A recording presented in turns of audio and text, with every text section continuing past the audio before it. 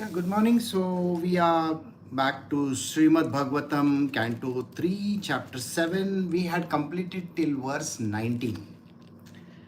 A small recap of what we had done till verse 19 is where Vidura has been asking questions to Maitreya Muni, and Maitreya Muni has been responding to him. Now, so far, Maitreya Muni has just given an opening statement about the devotional aspect of the Lord. Everything comes from one divine alone. Okay? And that is what we have understood. And the devotees of the Lord, those who are devoted completely to Sri Krishna, will be able to go back to his domain whenever it is the time to go. The rest of the people, they will have to come into this cycle of karmic loop and they will be born again and again. This is what we understood in the last week. In the last verse, in the last two verses, it was said that since most of the people, 99.999% of the people do not have direct access to the Lord because they can't see Sri Krishna, they can't commune with him, they cannot communicate with him, they cannot even visualize him in the manner he is supposed to be visualized. Sri Krishna had given an understanding to Maitreya Muni that the one person who can grant them this kind of a straight access is the spiritual master. So he says in the last verse, by serving the spiritual master, that is the feet of the spiritual master, one is enabled to develop this transcendental ecstasy to Sri Krishna. Now this is something which we have to understand. Through the Guru, you can attain the direct access to Sri Krishna. This is what Sri Krishna has directly said these words. And how do you do it? By performing seva. The serving the feet of the Guru. The seva of the Guru is what will grant you this. So now today we will start the next verse. We are doing Srimad Bhagavatam, Canto 3, Chapter 7, verse 20. Person whose austerity is meager can hardly obtain the service of the pure devotee who is progressing on the path back to the kingdom of God, the Vaikuntha. Pure devotees engage 100% in glorifying the Supreme Lord, who is the Lord of the demigods and the controller of all living entities. Now in this verse, Vidura is being told by Maitreya Muni that this is what Sri Krishna has mentioned. There are people in this world who do not have a guru. They are in the material world. They have never had the association of a spiritual master. Since they do not have an association with the spiritual master, their austerity and their association with Sri Krishna is also meager. That means it is much less. It is extremely important that a person has a guru in their life so that they can get closer to the divine, that is Sri Krishna. The progress to the path of Godhead, that is Vaikuntha. See, if you want to progress to Vaikuntha, you need a spiritual guide to take you over there. Now, those who do not have a guide to take them over there are having no idea about how to reach that place. It is like when you are going to some place, you need a Google map, isn't it? You need a map, some kind of a direction pointing place. Now, okay, go left, go right, this, that, all those things. In a similar fashion, to reach this ultimate destination called Vaikuntha, you need guidance. Now, people in the world will think that, oh, why does a person need guidance to go to Vaikuntha? You die, you take the name of the Lord and you are in Vaikuntha. That is not the case. I will give you an answer which will satisfy you. Let us say you have done certain types of karmas in this world. Now those karmas could be any type. It could be just a simple karma. That means a very, very simplistic thing that you might have done. You might have taken somebody else's property, or you might have given your property to someone else. You might have donated to charity, or you might have robbed from the charity. There is a very recent case where people have robbed a lot of money, crores and crores of worth of money from the Tirupati Devasthanam, TTD. Okay, and those people have been arrested. So suppose you are doing this, or even a simple action that you are in matrimony, you have got married and you have settled down with your children, and you are a regular goer of the temple. You go to the temple, you come back from the temple, and you may be praying to Krishna only, does not matter. There is no way in which you have actually accessed the path. Think like this. You may have a phone, you may have Google Maps, but if you don't know how to use the phone, or you don't know how to use the Google Maps, how are you going to get to your destination? The only thing is you are going to ask 100 people, or you are going to see signs on the road. Is that an easy way? It's a difficult way. It used to be there in the olden times, you remember? Now this thing can be understood in this manner, that these people, whoever have done whatever that they have done, have performed some karmic action. Every karma for a material worldly person gives back the same thing to him. So there is a repayment cycle. So you take money from someone, isn't it important to give it back to that person? You have taken a loan from the bank, is it not important to return back that money to the bank? See, understand, this is a very normal transaction. So in the material world also it's the same thing. Any action that you do has to be repaid back. But the repayment doesn't happen. Look at it. In the material world, you may be given a time for repaying the bank. So if you have to pay the bank, you will say, okay, I will pay the bank in so many months. But how is it that you are going to repay the person whom you have got married to? I want you to think about it this very carefully. There is a young girl, you are a young man and you are getting married to this girl. This girl is very reluctant. She is not in love with you. She doesn't like you also. But because of the family pressure, her parents, her father, her mother, the whole society is after her life. So she gives in to this and gets married to you.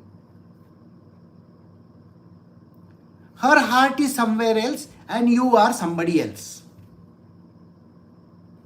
Now when this kind of a thing happens to you, do you think there is a reciprocation of whatever action that you perform with her? No. Or maybe it is the other way around. You are in love with some other girl and you are forcibly getting married to some other person. When this kind of an action is happening, you have already performed a number of karmas on the way.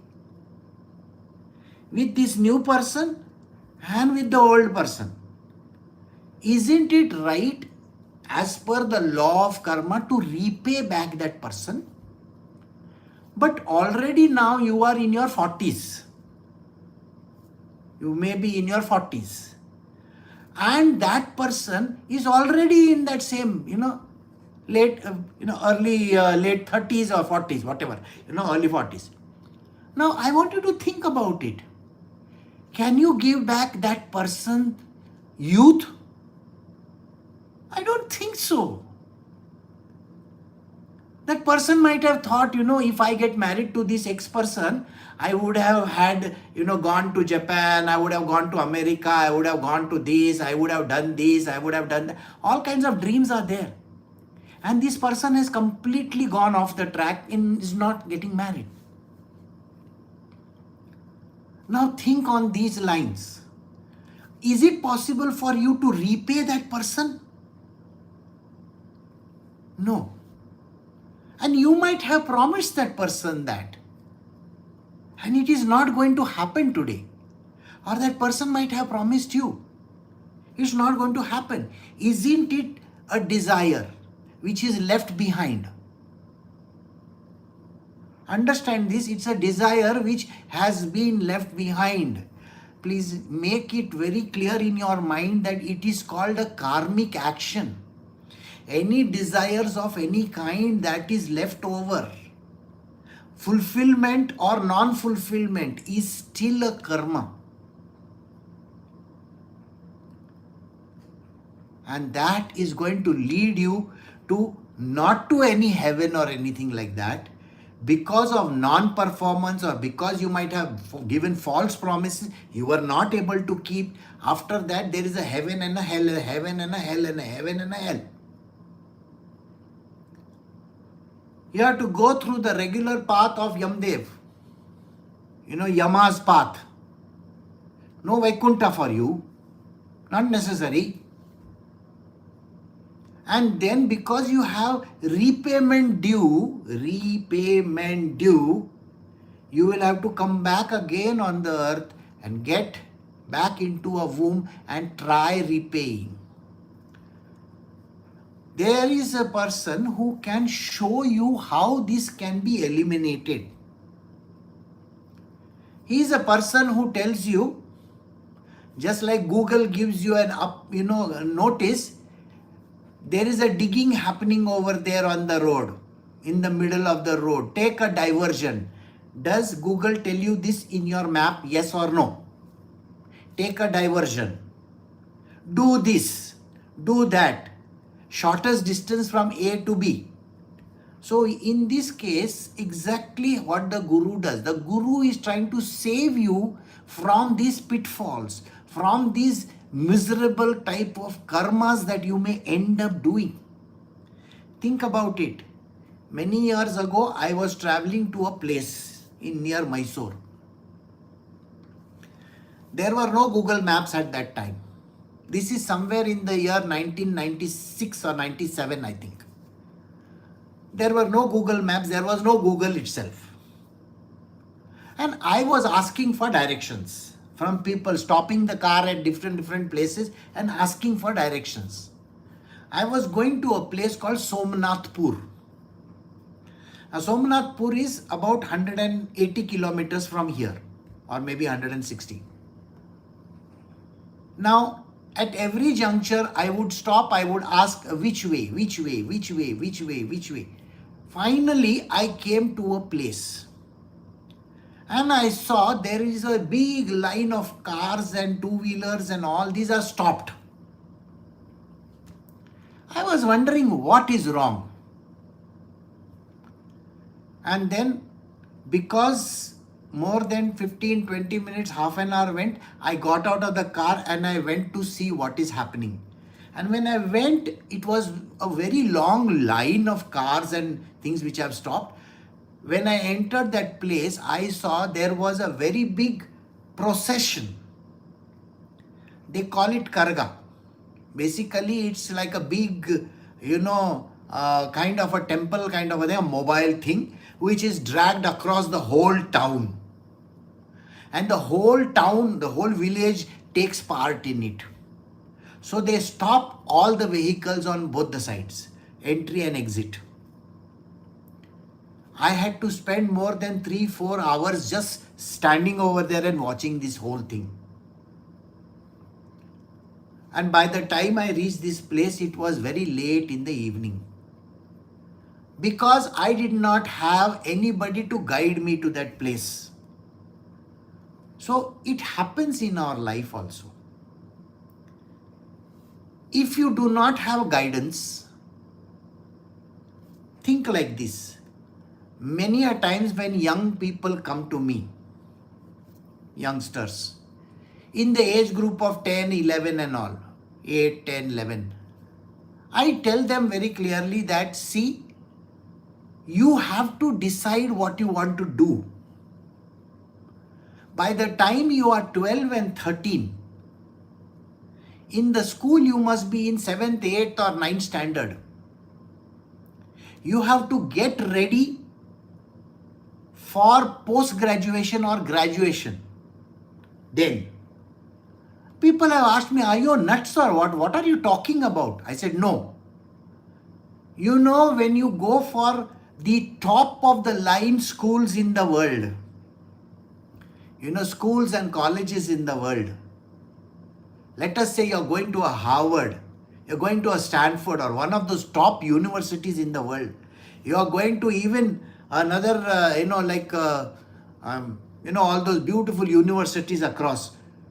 The first thing they will ask you, what have you done in your school? Have you taken part in sports?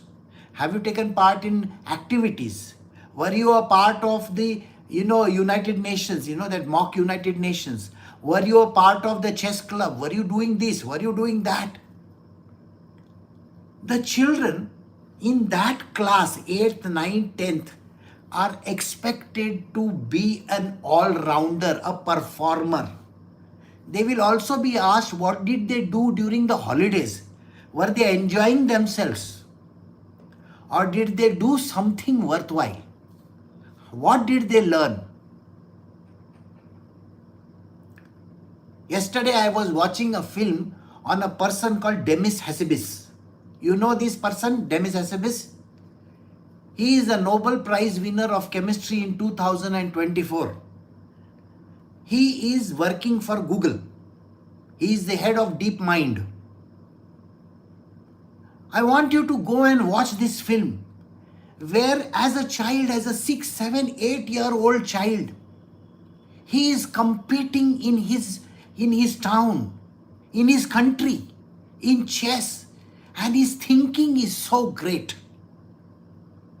If you are having a child who is wasting his life or her life, doing nothing but play, and play, then you are not training your child for getting into these great institutions. Then they are going to become as mediocre as you are. But when I was seeing this film of Demis Hassabis, it was a mind-opening thing, because the amount of effort this person put into becoming one of the greatest thinkers of mankind is beyond imagination. The guidance that was given was so important. Are you understanding what I am saying? Ramanujam was also given guidance. How to join in England, the schools, in the colleges. How to become that person. Otherwise, who would have known Ramanujam? Think about it. Nobody would know. So the guidance of this guru is important. The guidance is important. That is why he says, person whose austerity is meager can hardly obtain the service of the pure devotee, that is the guru, who is progressing on the path of the kingdom of God.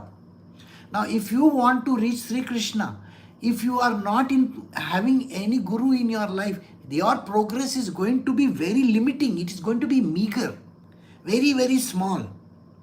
So to go to Krishna, you need this person in your life who is going to show you the path.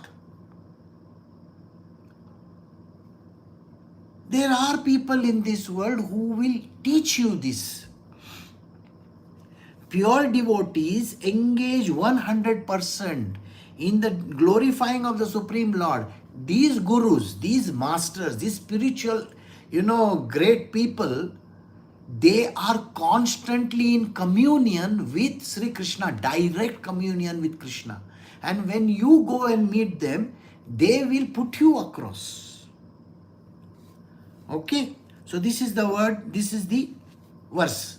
So we go to the next verse now. From this verse onwards, it's all about questions.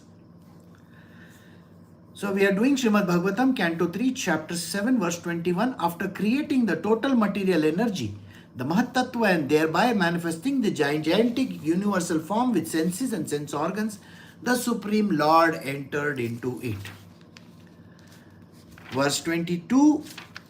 The Purusha incarnation lying on the causal ocean is called the original Purusha in the material creation, and his Virat form, in whom all the planets and the inhabitants live. He may have thousands of legs and hands. See, this we have heard from the Bhagavad Gita as well. When we were doing the Virat Swarup, in that it was very clearly mentioned, Maitreya Muni is back to telling Vidura. Maitreya Muni is the Guru now. Okay? So the Guru is giving instructions to Vidura. So what are the instructions that he is giving? He is telling him that I am going to give you this understanding about the divine universe. The Lord, if you remember from our past, few verses that we have done, the Lord is lying in the ocean, the causal ocean, with the Adishesh on top. That is the Narayana form. And he is lying in that ocean in his Virat Swarup. He's got tremendously huge form. Anybody who has gone to these different places in India will see this particular form in different places. Those who have visited Padmanabh Swami Temple, Thiruvananthapuram, or various other places, you will find this very beautiful lengthy form of the Lord, which is lying on Adishesh, and there are those beautiful things around him. That is, one is the Brahmaji. The Brahmaji's creation is in next chapter now. And around him are all the demigods. Lakshmi is there at his feet. Adishesh is on top of his head like this. And he is lying in a very supine position. This is the Narayana, the Swarup of the Padmanabha Swami. Now, this is the primary creation happening from here. So this is the starting point of anything that is to come out. Alright? Now, O great Brahmana, you have told me the gigantic Virat form of his senses. Sense objects, 10 kinds of life, air exists in all 3 kinds of life vigor. Now, if you will kindly explain to me the different powers of specific divisions. In our previous satsangs, we had taken up various things.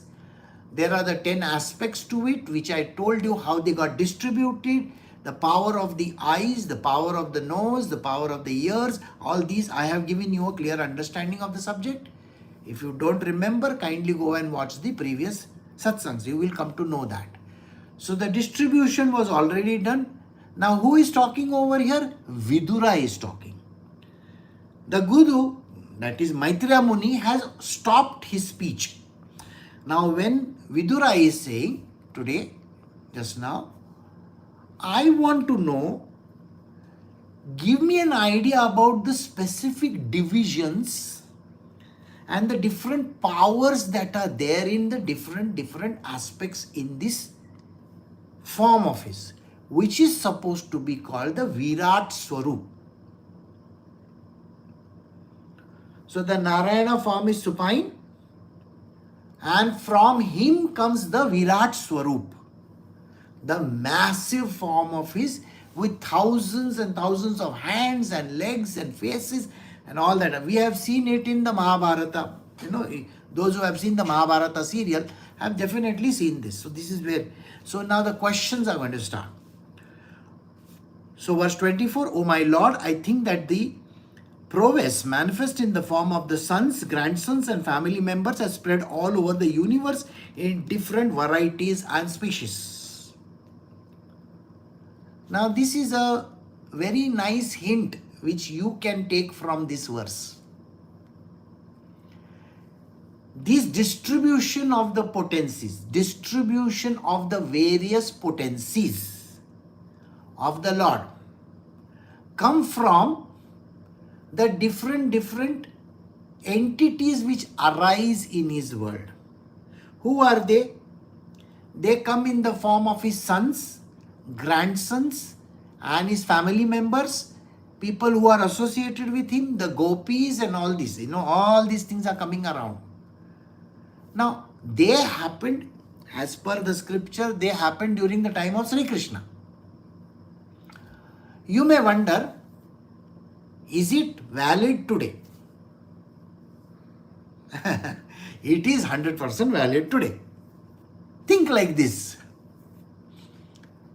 There are many people who may wonder, I come from this gotra, I come from this lineage of the family, I am from here, I am from there. Of course, are you not carrying the seed of that in the form of the lineage that is come down to you? Number one. Are you not carrying the genetic material also? Yes. And are you not part of that divine Sri Krishna as the supreme soul whose little essence is in you? So you, my dear listener, is also a part of this. You are also a part of this divine structure. Common sense will tell you, the first man, the Manu, his siblings, and then later on, are you not part from the same genealogy, the same family? Of course, it is like a seed, isn't it? If I plant a seed, a mango seed, it will give mango plants only, isn't it? And from the plants will come a fruit, and from the fruit again seed will come, and then the seed will give more plants, and then so on and so forth. It goes on multiplying. So doesn't it carry the database of right from the beginning? So here what is being mentioned is, he says, I think, who is thinking? Vidura is thinking that this prowess, this power source that was given, that the first avatar had, who? The Virat Swarup. It has manifest in these forms. It has come out in these various forms as sons, daughters, grandchildren, so on and so forth. Isn't it? Of Sri Krishna? And they have spread all over the universe in different varieties and species. This is also important to know. Varieties. We are not just talking about human beings. Today a simple case in point is there. When we look at a squirrel, when we look at a squirrel, do you see the lines on the back of the squirrel? You see the lines, those marks. What do we immediately say? Oh, Sri Ram has, caressed the squirrel, and that is why the marks are there. Isn't that how we look at it? Correct?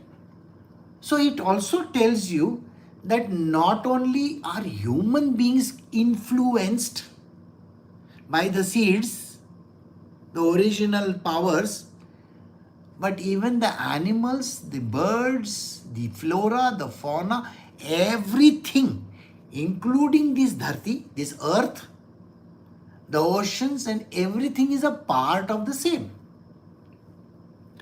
And that is what he is talking about. So species and people and everybody.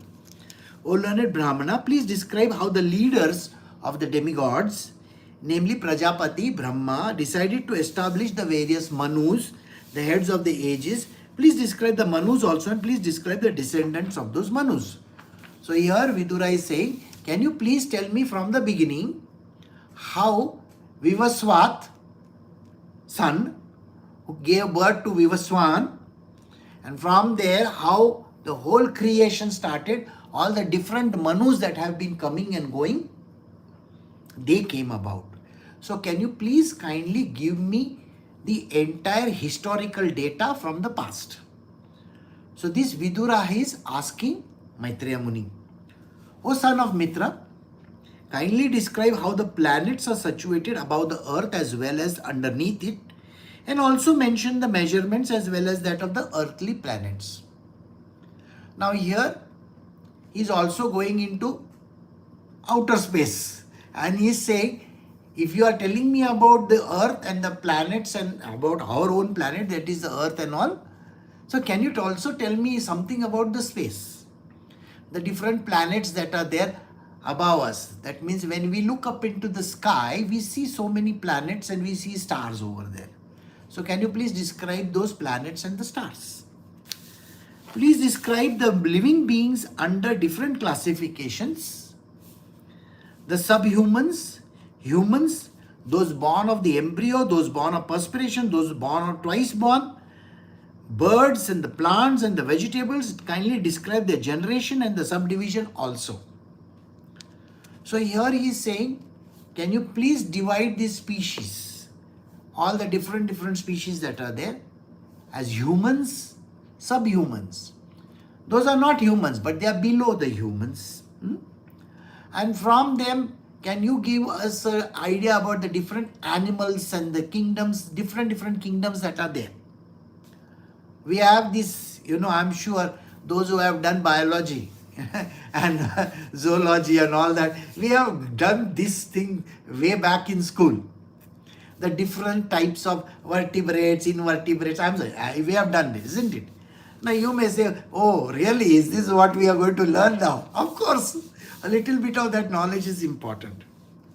Please also describe the incarnations of the various material modes of the nature: Brahma, Vishnu, Maheshwar, and please describe the incarnations of Sri Krishna and his magnanimous activities. So he says, also please tell me about the gods. So there are gods, the demigods are there. So then these demigods, can you tell me about Brahma, Vishnu, Mahesh? And can you tell me about their genealogy as well? Because they also have a story, isn't it? Plus Sri Krishna's own story, because Sri Krishna was also born on this earth, right? He took birth and he had his entire family. So please tell me about that also. Oh great sage, describe the divisions and the orders of the human society in terms of symptoms, behavior, characteristics of mental equilibrium and sense control. Also please describe the birth of great sages and the categorical division of the Vedas. So here again he is saying, see, these are certain things which we have to understand. You may think that those people had no idea, but Vidura is a very great person. He is giving us a hints over here. What are the hints? The hints are this, that there are different divisions in the human society as well. And what are those divisions? Those divisions are based on symptoms, behaviors, characteristics, mental equilibrium and the senses control. Think about it. Isn't he telling us that there are different types of people in different locations, in having different characteristics? Human beings can be divided, no, isn't it? You will find that in one country itself, there are blacks, there are whites, there are yellow color people, there are brown color people, all kinds of colors are there. People have pointy nose, people have short nose, people have flat nose. All kinds of things exist, isn't it? Right? Some people have black eyes, some people have blue eyes. So many divisions are there. So he says, can you please give me an understanding about these kind of divisions? Some are tall, some are short. Some can bear cold, some cannot bear cold. So there are lots of people who are living in hot climates. Some are living in the cold climates. So their skins are different. So all these I need to know. What are these? And then there are these great sages who were also born. So can you please tell me about the sages and the different descriptions of the Vedas? So Vedas also got divided. So can you please let me know? Please also describe the expansions of different sacrifices and the paths of mystic power, analytical study of knowledge and devotional service, all with respective regulations. Now here when he says respective regulations, what does it mean? See, please understand, everything that we do in this world, we have to follow certain basic structures. Laws, they are called. They are called laws. Now, I can't brush my teeth, okay, and then go to sleep, and then wake up in the morning and say, oh, I already brushed last night. Can you say that? No, you have to brush again in the morning, isn't it? So you might have brushed in the night, doesn't mean that you are fresh in the morning. So are we following some kind of a protocol or no? In every aspect of our life, are we not following rules and regulations? So there are systematic rules and regulations. These systematic rules and regulations are valid in every aspect of life. Let us say you want to go and meet a doctor. You can't just walk inside a hospital and I want to meet a doctor. Well, you will get to meet somebody who is free over there. No? Maybe that person is in emergency. The person in emergency will be there. Now, it so happened that when I went to Kolkata recently means quite some time back, about 6 months ago, we walked inside a hospital. And in the hospital, since we were going there for the first time, right at the gate, the person at the entry says, sir, there are no admissions in this hospital. They saw a patient with me, so they said, sir, the patient cannot be admitted. I said, why? What is the problem? And then I met somebody over there. That person said very clearly, do one thing, take this person to emergency, because that's the only place you will meet some doctor. So I took this person to emergency.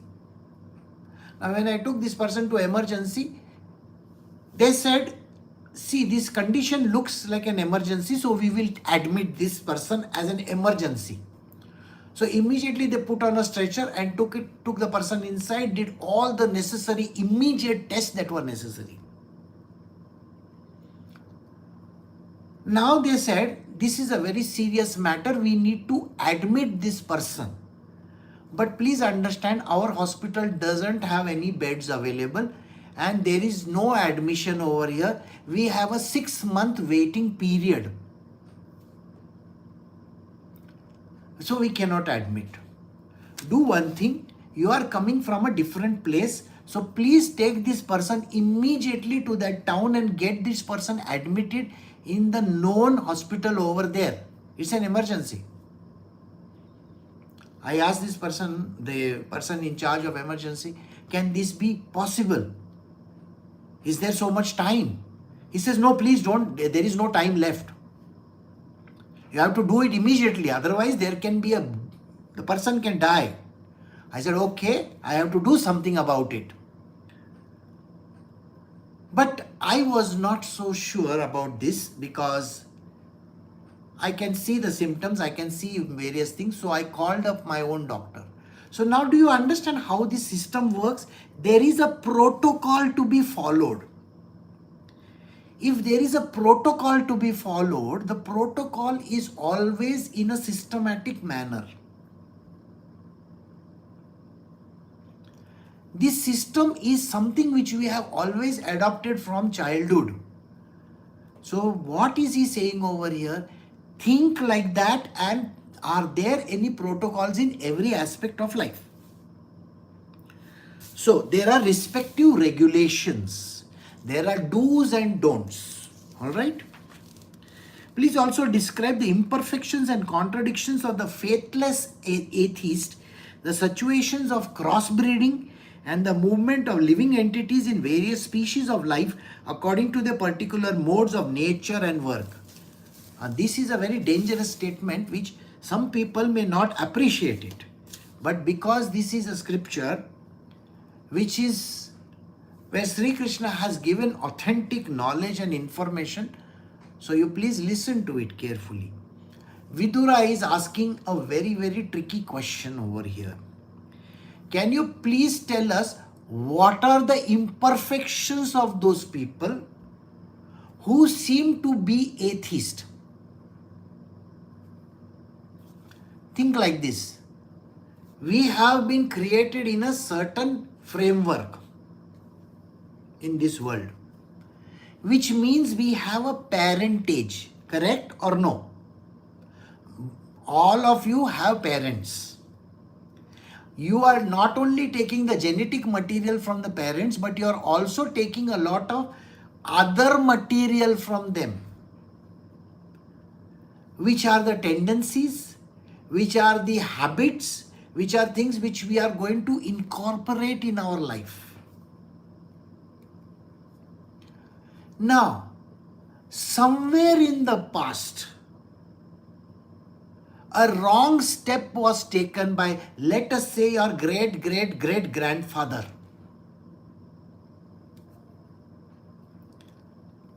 That defect, that problem has shown up in the genetic structure today. How many cases are there in your own life or around you where you find people are having different diseases, autism, diabetes, blood problems, they have these kind of things, heart issues? Are they there or not there? Some people have skin problems, some people have brain problems, some people have different issues. One wrong step which somebody had taken somewhere, and today you may be taking a wrong step as well.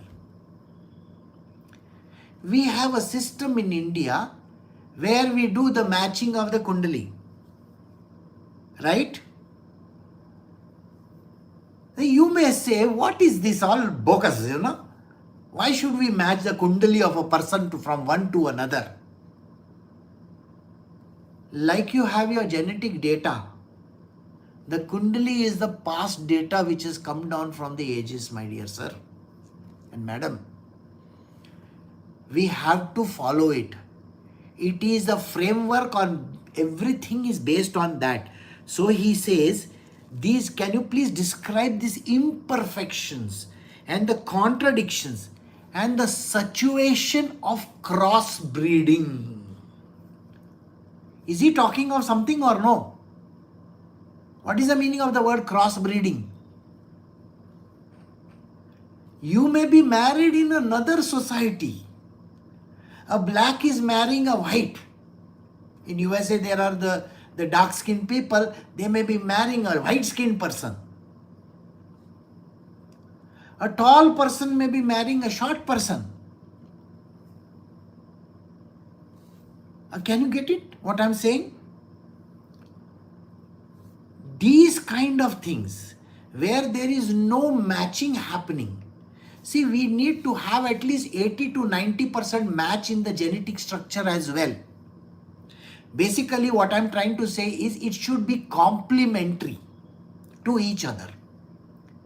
If one has a gene structure on that side and one has from this side, the child that is produced, the future generation that is produced is going to be defective. So that is the reason why he says about imperfections, contradictions, situations of crossbreeding, and the moving of living entities in various species of life. Today, what has happened? In today's day and age, there is a lot of things that are changed in this world. Creation of different species has happened. You are called a human being, right? You have a certain genus and you have a certain species, correct? You are called Homo sapien. In the past, there were Homo erectus and Homo africanus, Homo australianus, all different types of, creatures were there in the past. During Stone Age, there were different ages, different kinds of people were there. I'm just saying people, they are not people. There was interbreeding amongst everybody. Today, when we look at the history of a country like Turkey or somewhere in, let us say, Tajikistan and all those, central regions, you will find that people are of different categories over there. Isn't it? Very funnily, I was reading about one place.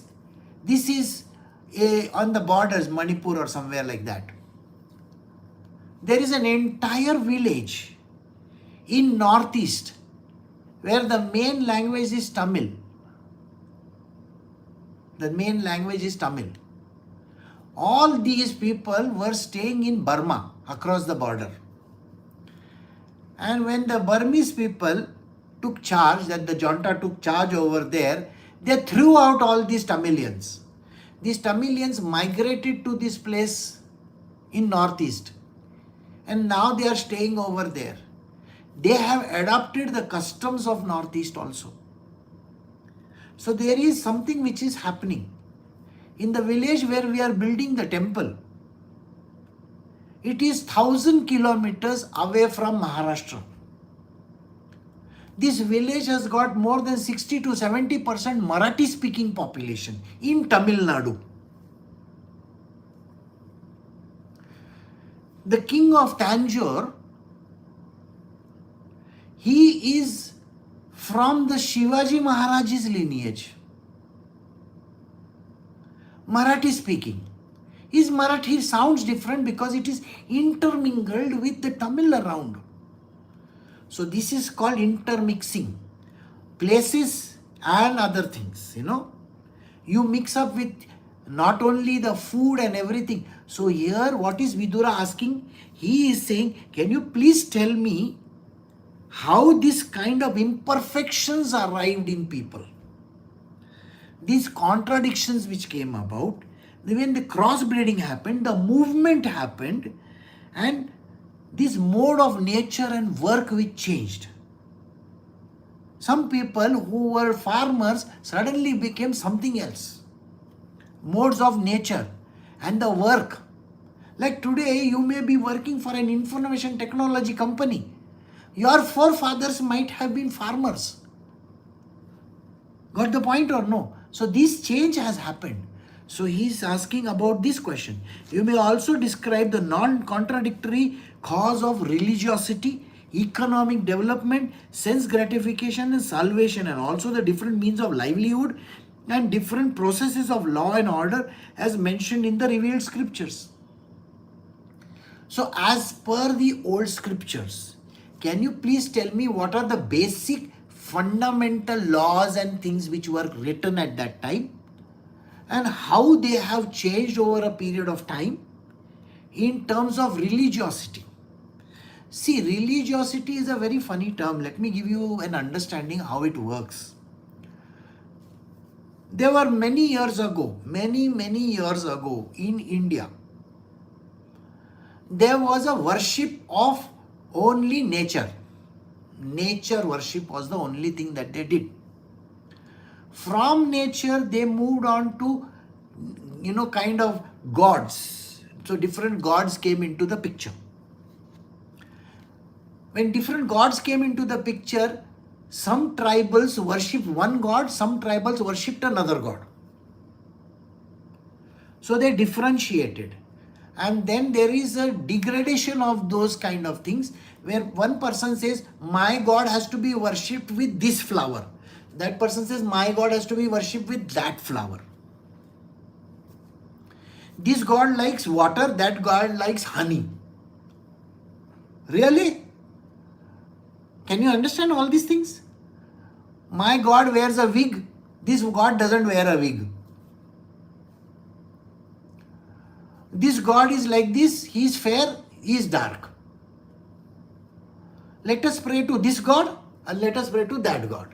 So if you go across India, the same god has got different structure. Have you noticed it or no? You go to a Hanumanji temple also in different places. Somewhere it is just one red Shila, one stone. Okay? It's a rock some places. Some places he is shown like this. Some places he will be shown with Gada. Some places he is standing like this. Everywhere depiction differs. funnily, in some places he is worshipped on one day, at another place he is worshipped on another day. This is the difference in the religiosity that came about. Just one example I gave you for understanding purpose. Gods also change. Their clothes also change, their habits change, and everything changes. Somewhere God has to be worshipped in the morning, somewhere it has to be worshipped in the evening. Some gods want food like this and some gods food want like that. Really. So all these non-contradictory causes of religiosity. Economic development. Some places economic development happened in a different way. Sense gratification happened. The sense gratification is different. If I want to think about sense gratification, which is the one place in the world where I will get to eat the best of the foods? Paris. I mean, as if you think that Paris is very good. They will give you an escargot and you are going to puke over there. I don't know how many of you know what escargot means. Okay? Right? The delicacy is in frog's legs.